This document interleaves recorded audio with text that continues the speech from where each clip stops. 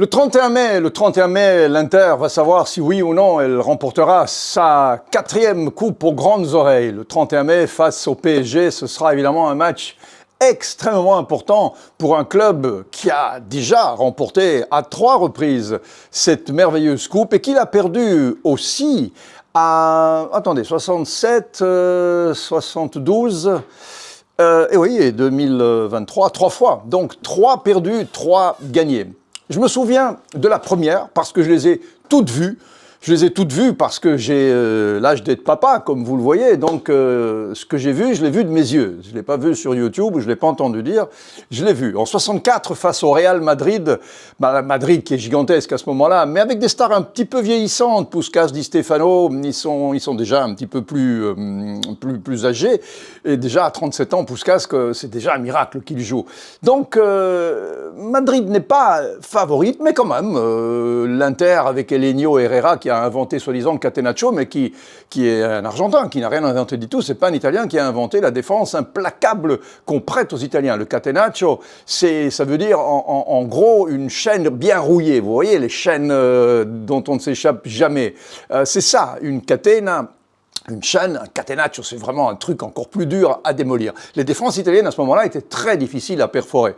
Et en effet, le Real Madrid va se briser les dents en 64 à Vienne face à l'Inter et perdre 3-1. Et puis ce sera l'Inter Milan qui succédera ainsi à l'AC Milan qu'il avait gagné en 63 face à Benfica. 3-1, une équipe très athlétique, l'Inter à ce moment-là, très forte physiquement, avec des stars comme Mazzola, comme Burnic, comme Facchetti, qui sont à ce moment-là à l'apogée de leur carrière. 64, première finale gagnée pour l'Inter de Milan. 65, chez eux, à San Siro, face au Benfica, qui est maudit, n'oubliez pas, Benfica est maudit par l'entraîneur Gutmann qui a dit « vous ne gagnerez plus jamais rien pendant un siècle ». Et depuis lors, vous l'avez remarqué, ça tient. La malédiction de l'entraîneur est toujours là et Benfica a perdu beaucoup de finales depuis lors. Et on y croit ou on n'y croit pas, mais quelque part, Benfica est maudit. Et en 65, ils sont maudits. Ils perdent 1-0 à San Siro, donc dans le stade de Milan, carrément. Là, ils jouent chez eux, la finale. C'était ainsi décidé. Ça arrive parfois. Évidemment, c'est injuste pour Benfica. Et d'autant plus injuste qu'ils finissent le match à 10, parce qu'à ce moment-là, quand un joueur se blesse, eh bien, on ne peut pas le remplacer. Tout simplement. Et le keeper se blesse, il sort, il est remplacé par un autre keeper, ce qui veut dire qu'un joueur de champ sort. Et Benfica perd ce match-là 1-0. L'Inter marque d'ailleurs à la 43e minute de la première mi-temps. Ce qui est amusant, parce qu'ils avaient marqué le premier but un an avant, à la 43e minute aussi. Le Benfica joue beaucoup mieux que Milan. Même à 10 contre 11, ils sont très dangereux. Le temps est catastrophique, il pleut, c'est vraiment un déluge et la balle est très glissante. C'est un petit peu ça qui coûte d'ailleurs le 1-0 de l'Inter face à Benfica. Deuxième coupe d'affilée pour l'Inter de Milan. Vous qui me suivez et qui aimez l'Inter, vous êtes contents, vous vous dites « waouh, c'est génial !» 67 face au Celtic de Glasgow. Je me souviens très bien de ce match parce qu'après quelques minutes, c'est 1-0, penalty, Mazzola. Et puis après, c'est un déluge d'occasions pour le Celtic de Glasgow qui attend malgré tout plus de 55 minutes avant d'égaliser, et puis de prendre l'avantage 2-1. Il n'y a pas photo sur ce match, vraiment. Le Celtic de Glasgow domine physiquement, peut-être pas techniquement, mais physiquement, vraiment, c'est une leçon. Et l'Inter est détruite. 2-1 n'est pas le résultat normal. Ce match aurait dû se terminer par peut-être 4-5-1, parce qu'il y a eu beaucoup d'occasions, beaucoup de tirs cadrés, et l'Inter a été surclassé. Première surprise, quelque part, et première victoire d'un club non latin, le Celtic de Glasgow réussit un petit exploit. En 72, face à l'Ajax d'Amsterdam, le gigantesque Ajax d'Amsterdam, l'Inter ne peut pas faire grand-chose, surtout qu'il joue à Rotterdam, qui est juste à côté d'Amsterdam, donc quelque part aussi, là, il joue un petit peu à domicile.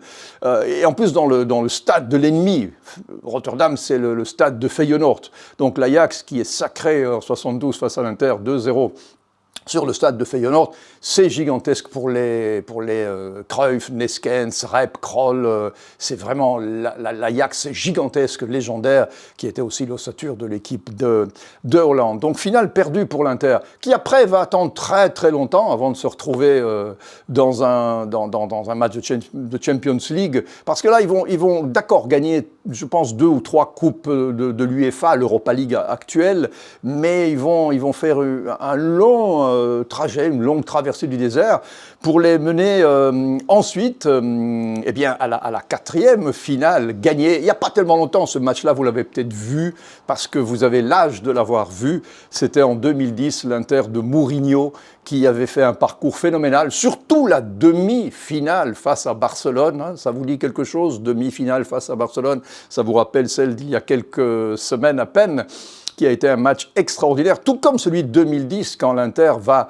à Barcelone avec un avantage de 3-1 qu'ils avaient engrangé à Milan, et puis qui se retrouve à 10 contre 11 à la 22e minute, et qui résiste au grandissime Barça de Messi, Xavi, Iniesta, et qui n'encaisse le 1-0 qu'à quelques minutes de la fin, trop tard pour éliminer l'Inter, qui va dans le stade de Barcelone perdre, mais se qualifier dans un match absolument incroyable, où réduit à 10 avec Eto'o en back gauche, ils vont faire des miracles et résister. Puis en finale, il n'y aura pas photo, hein, 2-0 face au Bayern de Munich, doublé de Milito avec un grandissime Sneijder qui à ce moment-là aurait mérité très probablement le Ballon d'Or. Et là, on est en 2010,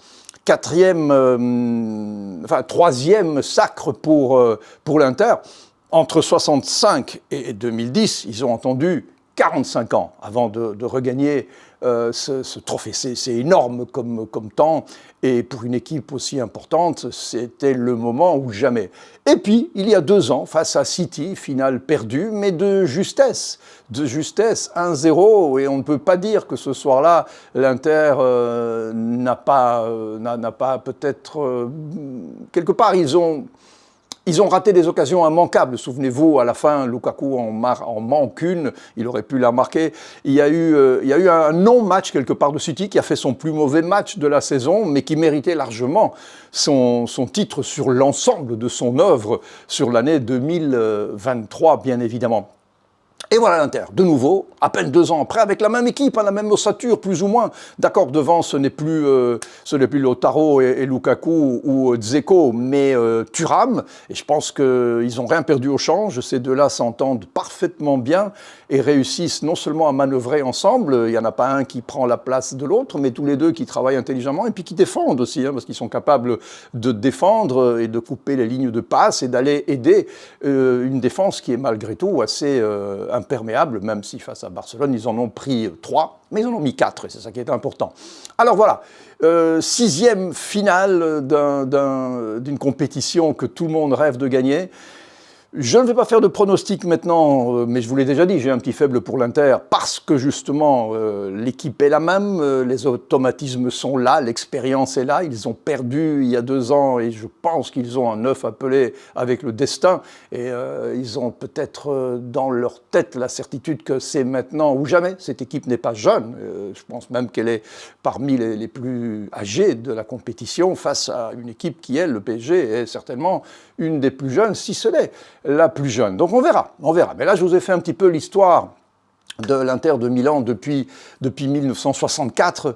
Avouez quand même que la mémoire est toujours vive, que je me souviens parfaitement de ces matchs qui, à l'époque, étaient en noir et blanc. Eh oui, avec des ralentis extrêmement bizarres, à une époque où, encore une fois, comme je vous l'ai dit, quand un joueur se blessait, il sortait, on ne pouvait pas le remplacer, alors que maintenant, il y a 5 changements. C'était un autre foot, mais il y avait tout autant de monde, tout autant de passion, tout autant de frénésie, de folie, parce que déjà, la Coupe des clubs champions, la Coupe d'Europe, était le sacre suprême, celui que toutes les équipes rêvent de gagner. Voilà, j'ai fait un petit tour de l'Inter de Milan. La prochaine vidéo, je vous parlerai de l'Inter et du PSG qui vont se rencontrer le 31 mai. Mes frères, mes sœurs, cousins, cousines, merci d'avoir regardé cette vidéo. Si c'est sur YouTube, abonnez-vous à la chaîne. Si c'est sur Facebook, tout va bien.